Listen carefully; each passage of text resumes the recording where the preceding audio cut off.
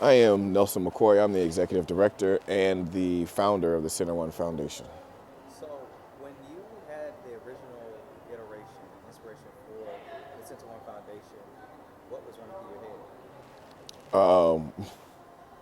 It was, what can I do that still keeps me involved with students and still keeps me doing things that I was already doing and teaching, that would be able to afford me the life that I want to live, because teaching wasn't going to be able to afford me the life I wanted to live. It wasn't going to, on the financial end, be able to support my family in the way I wanted to support it. It wasn't going to be able to support the dreams that I wanted to do. And so it was, how can I still be a benefit, still fulfill my purpose, and still do what I'm seeing that I'm doing really well, and still be able to take care of myself and live comfortable. Remember, when I asked you a question, make sure you restate it when I answer. But you're Okay. doing great. When you were starting off, right, what was kind of running through your head, right? You are starting a nonprofit, you're kind of transitioning from a classroom space to a more so experiential educational space. So, what did that transition from going into the classroom to kind of a incubator and facilitator look like? The transition or the move, when starting off, really, I have to think about that time, because so a little bit more background. The idea of the center, the seed, if you will, for the center was planted in the summer of '08, but I didn't fulfill that seed. I didn't really start really watering that seed until, or I should say, it didn't start sprouting until 2012, the fall of 2012 into 2013. And what happened, what was the impetus of making it sprout, was I was teaching at the high school in 2011 to 2012, then got moved from the high school to a middle school. And I had my degree in secondary education. I knew how to teach students to where they would understand concepts or have growth. And it wasn't the way that the school district wanted me to teach. It wasn't the model that they wanted to use. And I felt that the model that they wanted to use and what the way they wanted me to teach was ineffective. And truly it is. It's truly ineffective. I mean, their numbers could be so much better. But I got frustrated, and I always said the center is God-given, because when I woke up in '08, it was just the idea just said, boom, you're going to do this. And I was like, nah, I'm not going to do that, whatever. And again, it kept hitting me for like 3 days, and I had to just pick up and start writing what it was.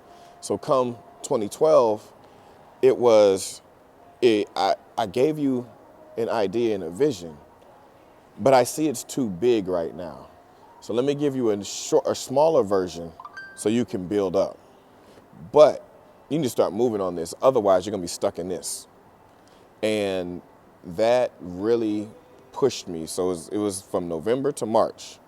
I set goals of what I wanted to accomplish between those times. That was establishing the bylaws. That was establishing the registration with the state. That was doing the 501c3 paperwork. It was getting everything done. So I hit everything except for paying for the 501c3. When I got the chance to pay for the 501c3, I did. So that's why March 1st of 2013 is our founding date, because that was when I filed with the state. Going into the center, if it wasn't for the support of my partner, if it wasn't support of Jasmine, I wouldn't have been able to start the way I started. We worked together as a team, and she made it so that I could start, because when you start anything, whether it's a business or a nonprofit, money's low, money's tight, and you need that support. But I connected with some really good brothers from the Urban Education Symposium that would happen in Jacksonville. Out of the Urban Education Symposium, you had the idea of creating a charter school for black males because we saw that the school district was not able to serve black males because it's hard to allow us to be us when we want to be loud, when we want to be boisterous, when we want to just feel free, and people think something's wrong, but it's not. We're just joking. We're just having fun. So it's hard for young black males who can't fit into that mold, be successful. So there was that charter school, it was called Valor. And Valor was around for 2 years, well, 3 years. And we got with them. And that first year I had a small grant, $2,500. It wasn't a lot. But I told them, I said, we got a little grant. So we could work this out for this first year. So I was working part-time jobs, doing the stuff with Valor. And then it was like, after that first year, showed improve. They were like, all right, how much is it going to cost to really have you do this? And I was like, 15 grand for a year. They said, all right, we'll make it happen. And they were bringing on the second school. That second school was going to be another 15. They ended up closing down, unfortunately, but that was the start. That was the part that let me know, like, this can work in the form that it's in right now. There was another portion, there's another iteration of it that also let me know the other side of it can work that I want to do, which started at Sandalwood under the leadership of Miss Jordan and, oh my gosh, I'm blanking out on her name.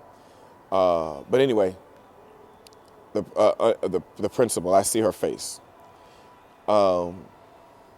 There was a time when I was like, after school, they just gave me a room so I could go on and buy food. Kids could come in, they could eat, hang out, chill, get help with homework.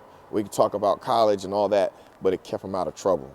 And it helped them out a lot. And I didn't know how much I was helping until years later I run into a student that went to Sandalwood while I was there. And she said, all we knew was you helped out so many kids and then you were gone. And I had to let her know what happened, but it worked out really well. So it let me know that I was on the right path. So those two things let me know that what we're doing is on the right path. It hasn't been easy because you had to pay bills. So I had to find jobs to work, to pay bills, but at the same time to do this the way that it needs to be done. You couldn't work certain jobs, like, because I have to be at the schools. There's a portion of this I have to be at a school during the day. So I needed stuff that had flexibility and stuff like that, and I ended up going to get my ed specialist, and that just kind of rolled into some other things. So now what's propelling us is we were able to finally get grant money that allows me to pay myself as a W-2 employee, which is really important. And the money is consistent. So that allows me to grow things for the center. So I know you said how it started, but I can't talk about how it started and not get to here because I still feel like I'm in my starting point. We're not at over 100 grand in revenue yet. So I'm still at my starting point. And it's been 11 years, but in those 11 years, we've touched so many lives. So it works.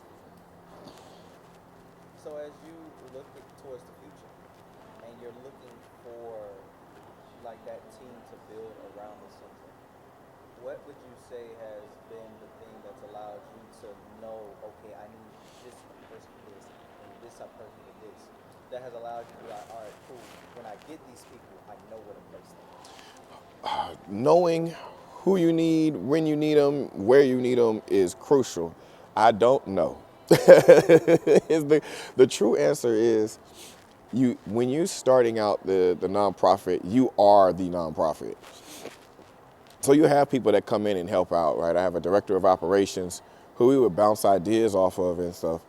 But a lot of the ideas that bounced off of was like, we need somebody to do it. I need to be able to pay this person because I can't do it all. So then it was like, what can we do? And that's pretty much the thing of, okay, what can I do? I can do these things here. And from there, it's like, okay, I want to go get some more money. So how do I get some more money? I need to have somebody who can go speak on my behalf to people who have money. So who's on my board that can do that? So it starts with the board trying to shuffle that deck, trying to find the right mix, people who believe in your vision and people you can trust, because a nonprofit's not like a for-profit. I can't own this thing. It's a public good. So whoever I put on my board has to believe in my vision, believe in me, and I have to trust them, because if I can't trust them, they could essentially take my organization from me. So that's what that part. And then it's listening to my board. My board would tell me, hey, you need to find somebody who's going to be in the community and be your champion. You need to find somebody who's going to do this. You need to find somebody who's going to do that. I've been blessed to be around Tracy Davis. She was a state rep. She's a state senator now. Tracy has really supported the center from the first HBCU college fair when she first got involved. Now that's been the baby that she supported on. But outside of that relationship, we've been able to cultivate other relationships. She's put me in touch with other people that have also supported the efforts that we're doing. So you got that. But then as you're moving forward, you know you need an accountant from the jump. So I get an accountant, and then as me and the accountant are having discussions, there's other positions that pop up. So you find those positions that you want to fill, because if I fill this, it frees me up to do that. And so I haven't gotten to the point to try to figure out, how do I put this person here, right? But the other thing is knowing the people that you've contacted or been in contact with, and knowing your network. Because there's times when you need something. Like, I've always wanted somebody to do some film. Who do I know that can do film, who does camera? So there's a few people I know. Call them up. Hey, can you do this? How much is it? And, if we could do it, we could do it. If we can't, we can't. But at least you have that baseline. At least they know that they're on the radar. And so that's kind of how you do it. It's kind of as needs come up, you realize, I need somebody to do this. So who can I fill to do this? And if I know somebody, then boom. If I don't know anybody, I have to go contact the network. So this is the 6th or 7th college tour that you have conducted. What are some things that you've learned along the way from being someone that wants to create that personability within each tour, that you've been able to see these students kind of evolve from when they first step on the van to when they step off the van, when they return back to Jacksonville? So that's a lot. Let's take it in two parts. Let's talk about running the tour itself and organizing. I have learned that it is always better to shoot to be done with everything by January. I want my tours locked in. I want my money locked in. I want my students locked in. I want meetings locked in. I want everything set up. So I know my route. I know the hotels. Everything's already done. And the only thing I have to worry about between January or February 1st and the time that we leave in March is raising some more money. Because you always want to raise money while you're doing these things. Because even though you tell the kids lunch and breakfast is on us, sometimes you want to pay for their dinner. Sometimes you want to be able to give them some more souvenirs, right? The more money you get, the more you can do for the students. So you have that part. The other part is during the meetings, holding the meetings with the families before we go. And the earlier I can do it, the better, because then they can be prepared, really. Because you could put in an email, hey, this is what the temperature's going to be. This is what you need to do. You could do that all day long. It doesn't mean that they're going to catch that. But when I have a meeting and we're speaking directly, hey, we're going north. The further north we go, the colder it gets. It is hot down here now. We might be 75, 80. And then, the next day we might swing down into the 60s, but we'll still be like high 60s. Where we're going, the high is 60 if we're lucky. The wind is cold. This is not what you think. So the winter clothes that we have in Florida are not the winter clothes you need where you're going. So yes, you can use them, but you're going to need to pack a thermal. You're going to need to pack a jacket because one year we went and it was their first time seeing snow. And their first time seeing snow, man, it was so, I still got the video. And they just had a good time out there making snowballs, throwing them and all that kind of stuff. So in that year, I mean, it was super cold that year. It didn't get above 40. So those meetings really prepare everybody.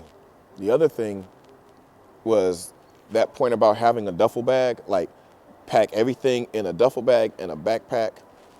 It really helps in to kind of specify the duffel, because some people will bring like the first trip I had two guys that brought two huge duffels, like huge army, like they're even huge for army style duffel bags. So letting them know like, hey, just bring duffel bags because they're going to be, I'm gonna need, we got to move back and forth. We're gonna need to do a whole lot of stuff. So make sure that you pack this way. So that's crucial. Outside of the running, and personal relationships amongst admissions reps, those work out really well. Now it sucks when they move from one spot to another, but the good thing is you moved from, like one moved from Fisk to Howard. And I think she's at Howard now. But the fact that you move means that now, okay, I don't have you at Fisk, so I got to reestablish that, but I got you over here at Howard. So now I still got a relationship. Now I got a relationship with another university, but make sure you foster and maintain those. Works out really well. So you have that. Now, outside of that, the impact, and I'm real big on impact. The impact that the tours have had on students has been beyond what I could imagine or even knew. My first college tour, we had 5 students. All 5 of them are college graduates right now. All 5 of them graduated within 4 years, 4 to 5 years. So the tour had that impact on them. One of them never thought about going to Howard. Tour is Howard. All she talked about was going to Howard, and that's where she ended up graduating from. So you have that. You have other ones where they never heard of Morgan State. We toured Morgan State, and now they're at Morgan State. Or you have kids who come on and realize, oh, and it's in the beginning of their high school career, so they're like, oh, if I get on it, I can really get it. Like, this is achievable. Like, I can do this. And the youngest one I had, she was 8th grade. It was my second tour. She ended up going to A&T and graduating from A&T. And I was like, this is dope. You know, so like those kind of impacts, just seeing that how that opens up kids' eyes of what's possible. And, you know, you got the other part where I had a kid who came on tour. He ended up going to college for like a summer and then decided that wasn't what he wanted to do. But when he decided that wasn't what he wanted to do, he came with a plan. It wasn't a, I'm just going to stop. It was a, hey, I've actually looked at this.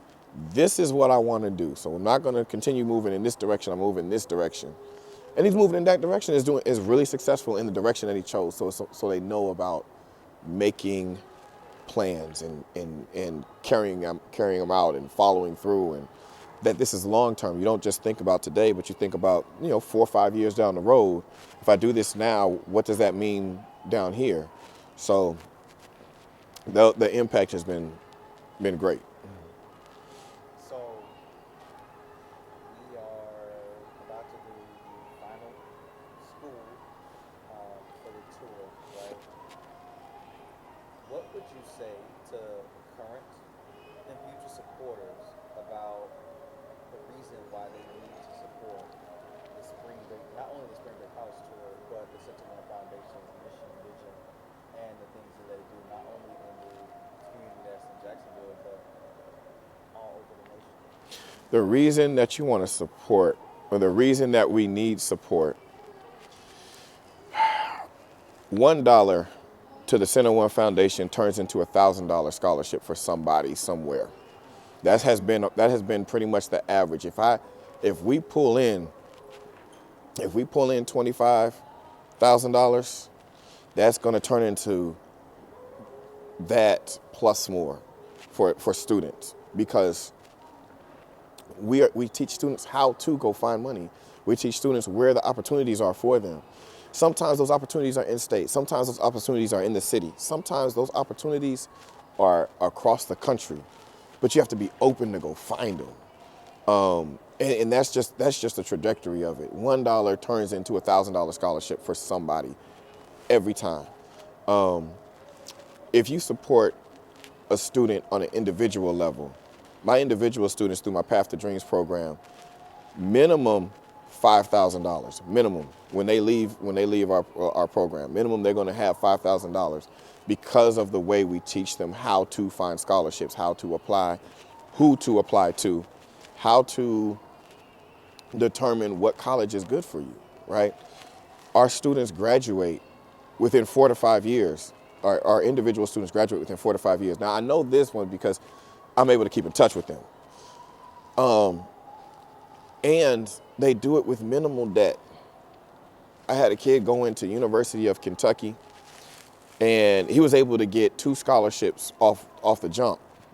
He kept using our method of negotiation. And the admissions officer said, look, you've already gotten 2 scholarships, which is really impressive because we only usually give 1. Said they can't do much now, but once you get in, we can definitely make sure that you are taken care of on this other end. So he got scholarships there. He got some other scholarships from other places. And then he looked and said, he was a bio major, and he said, well, if I do agriculture with genetics, I take the same classes, I can still get into med school, and there's more scholarship available. So it's being able to teach them how to do that. So that's the individual portion. When you're talking about the college tour, you're talking about changing somebody's life. And that's the bottom line. There's no price you can put on that. You donate to the college tour, you've changed somebody's life because you've given them an experience that otherwise they never would have been able to have. Parents, because I'm a parent, and I do this, right? I don't know how to have my kid do that. I had to pull my kid on this tour to give him that experience, right? I couldn't do it like, oh, hey, son, we're just going to go tour 8 colleges and we're just going to do it for a week. I couldn't just do that on my own just because it was like, when would I have that time, you know? And most parents don't have that time to just be like, I'm just going to take a week and we're just going to go.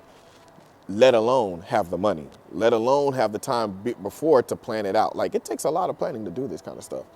So you're changing people's lives. You're letting kids know that it's possible. If you look at your city in your region, most colleges pull from their region. So, few states over. You look at your colleges in that area and find out how much their financial aid packages are leaving a person left over to pay.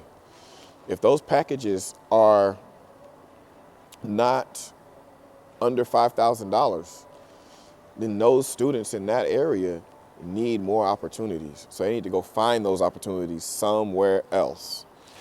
And that's pretty much why I do out-of-state tours. And I don't do tours in Georgia because most students that are in Jacksonville are going to go to Georgia. They're going to go to schools within 2 to 3 hours of Jacksonville, which hits almost every, you can hit almost every school in the state of Florida, except for South Florida, within 2 to 3 hours of Jacksonville. You hit a few schools in Georgia, 2 to 3 hours of Jacksonville. So that's why we do out of state, to show what possibilities are out there. So supporting the center really helps change lives. It helps people make money to support themselves. Because not only do we do the college portion, we also look at the military, we also look at going into the workforce and getting a trade. You can be successful at all of those. But a lot of times we go into those things and we are 10 years down the line and then we're like, oh, we could do this. Well, let's front weight some of that. Let's actually explore these different avenues before you get into it. So now you know your path. So you don't have to waste 10 years. You like, oh yeah, I like doing factory work. Okay, that's cool that you like doing factory work. You want to be a foreman? What do you want to do with it? If you just want to work, just to work, cool. What are you going to do with your money? Because you can be successful doing it, but how do you deal with your money so that you're financially able to be comfortable? You're going to work 48, 60 hours a week. Don't you think that you should be able to have some money put aside to build some wealth so that when it comes down to you don't want to do this anymore, you don't have to. You go do something else. So that's what happens when you donate to the center. When you support the center, you're effectively supporting changing somebody's life and their trajectory into where they actually want to go.